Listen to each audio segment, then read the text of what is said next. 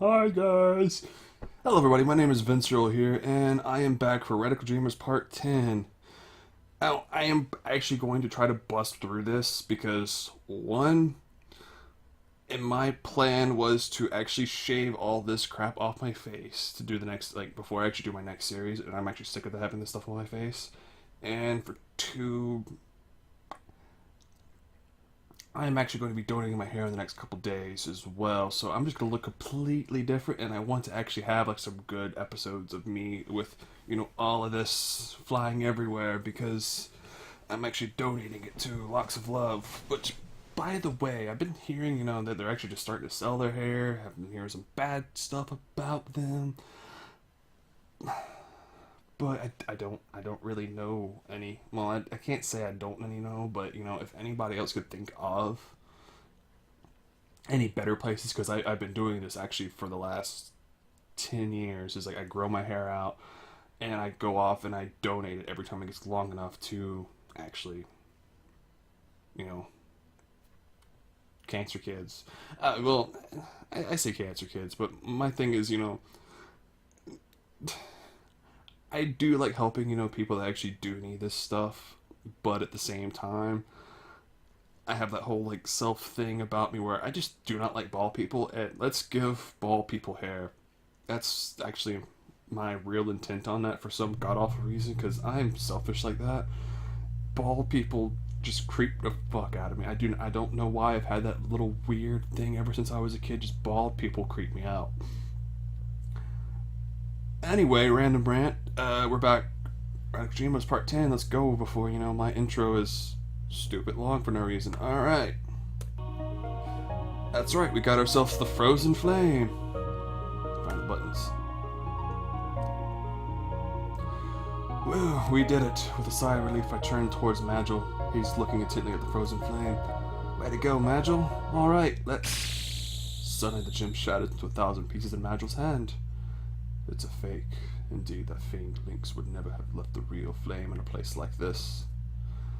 Damn. Suddenly an alarm bell rings out, the room lights up, and heavy metal bars fall in front of the door. Our only exit is blocked. I look around only to see Kid holding a fancy crown, suddenly realizing what she's done. Dun dun dun dun dun dun dun. Surge's party got the golden crown, because that's gonna do us a hell lot of good. Stupid kid.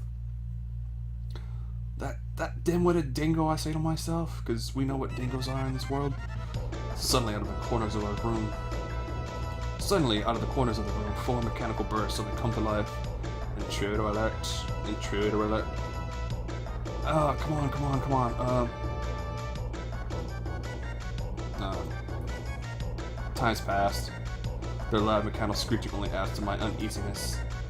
It doesn't look like it'll open. See, I see a lot of that, doesn't and thing. I think it wants to be Kid, because proper old Magil would not say, it doesn't look like it will open. Says Magil, checking the iron bars in front of the door. But before Magil even finished his sentence, we start to hear deep snarling voices somewhere outside the room. Outside? Which way is it coming from? A heavy voice asked. Sounds like the treasure vault's all along to me. Because I might make everybody else British in this game with the crippling hands. Oh, British people don't have crippling hands. I'm sorry about that one, British fans. Or a British fan, or random British person that wants to come across and find this video. The voice continues to get louder and louder as we stand motionless inside the room. We silently gawk at each other, hoping any one of us will have some sort of plan. Kid hides herself under a mountain of gold coins. Quick, hide, mate! I frantically look around the room. There! Over in the far corner, there's an empty treasure chest. Behind a post, I dash over towards it, climb in, and close the lid. Doesn't seem like a good hiding place to me. It just doesn't. Just love the music, sorry. Looks like no one's there, boss. That's strange. No one's ever been able to escape this whole thing. Softly opening the lid of the chest, I take a peek outside through the small crack and see 5 goblins bedecked in armor, having unlocked the iron bars and standing just a few feet from me. See, I didn't go with iron goblins, and I'm thinking the man-at-arms that you fight in the fucking treasure room when you're at, God, I'm just full of spoilers of Chrono Cross, but at this point, it was made back in '99. If you didn't play it, you need to frickin' play it. It's a great game. Well, it's good. No, it actually is a great game in all honesty. I haven't been able to replay it. Every time I replay it, I always just get to the... I don't even get into disc 1. But that's beside the point. You know, if it actually really comes down to it, and if you guys really want me to play it, I would love to play Chrono Cross. But I don't want to bore you with another, like, really long one, because Chrono Cross, that'll be like a 50, 60-parter. And as much as I'd really like to, let's start with small, get some series up, and you know what? No, just give me some ideas, folks. I love playing games. I have a few ideas I actually want to have in my head. A couple games, but that's beside the point. I know what I want to do for like the next 2 or 3, but any ideas would be much appreciated, because I want to do what you guys want me to do, or hell, I'll just do what I want to do and just screw you guys. I didn't say that. Right, anyway, they look around the room, motionlessly peeking into the shadows. Eventually one of them raised his head to speak. Maybe a rat set it off. The cook was complaining about the rats just the other day. Rats? Are you trying to tell me a rat set off the trap because this goblin's gonna be old? It was a fat goblin, so he could do that. The fat goblin questions the other one with a doubtful face. And with that, squeak, squeak, comes to the corner covering over by where kids hiding. Taken aback, the goblins stop moving and look at each other. After a little while, the chief slowly strokes his chin and says, "No, actually, it wasn't a stray cat that the cook was complaining about." Oh. Meow. Comes the voice the second time. Again, the goblins glance at each other. That's strange. What I heard was... Try it again. That's strange. What I heard was that it was a vicious Heckran that raided the pantry, I think, because for some reason this one's going to be country.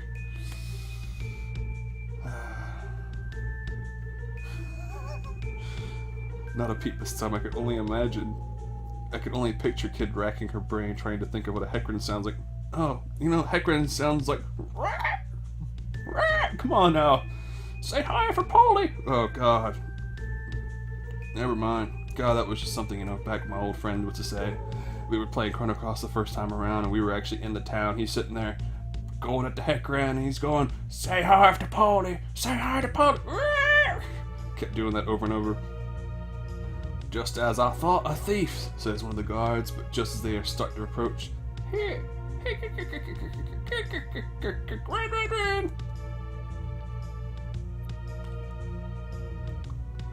Oh well then, it certainly is a Heckran without a doubt," one of them says, exchanging a smile with the others.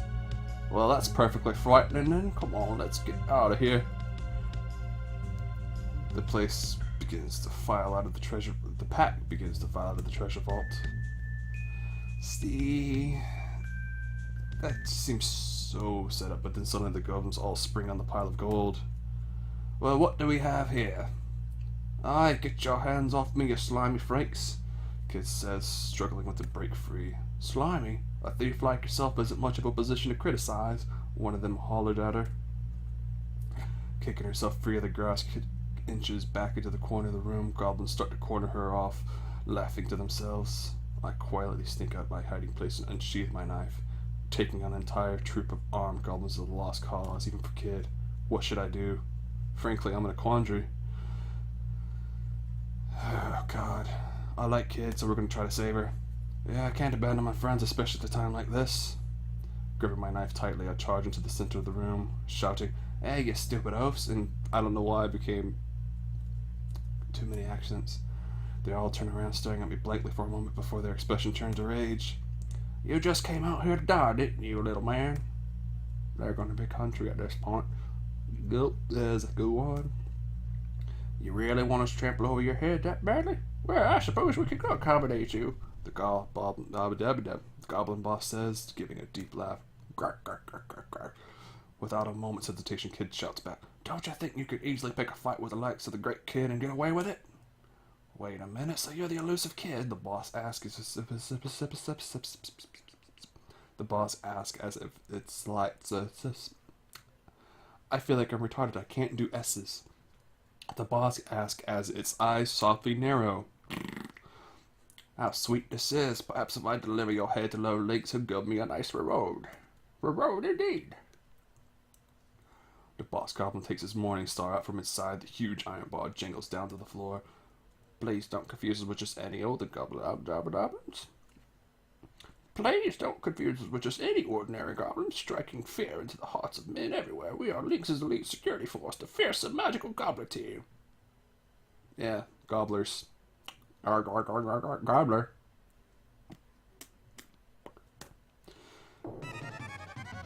If you got time to spout off that nonsense, then you sure got enough time to get your asses kicked. The kid shouts, exploding with a fierce roundhouse kick.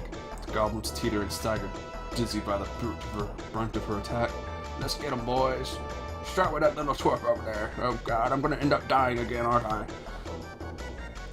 Because I don't feel like doing all this again, I'm gonna do a quick save state. I used to know how to do a quick one, but I kind of forgot, so we're going to go over here, just save state real quick. Simple buttons. I remember it was like Control F1 or something, but don't want to unload it just in case. Metal boss begins to swing around, swooshing through the air, swishing through the air with deadly speed. Hey, also, I forgot to mention, this episode is sponsored by Surge once again, because I am thirsty, damn it!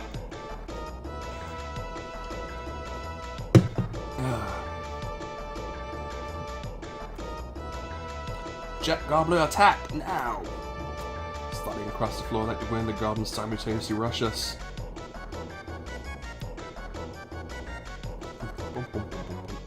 Alright. Looking up, all I see is a goblin coming out at me. Ready to bash this weapon into my skull. Kind of dodge, parry. Okay. Frantically parrying the goblin's attack, I tried to lunge with my knife. Quick as a mouse, I sliced into the goblin's side. See, parry was right. It lets loose a gnarly scream of pain as its putrid face contorts into agony. Kid comes to my aid, delivering a lightning-quick strike to one of the goblins. What's the matter, huh? Where's your magical goblin skills now, whatever you call it? The goblin can't help but collapse into the floor in pain. Kid boots to the jaw before backing away for her next attack. Quit scaring around, Surge. Keep an eye on your own trouble. Hey, I did pretty well there. Another huge iron ball whizzes through the air, swinging downward toward me. Ram the bastard.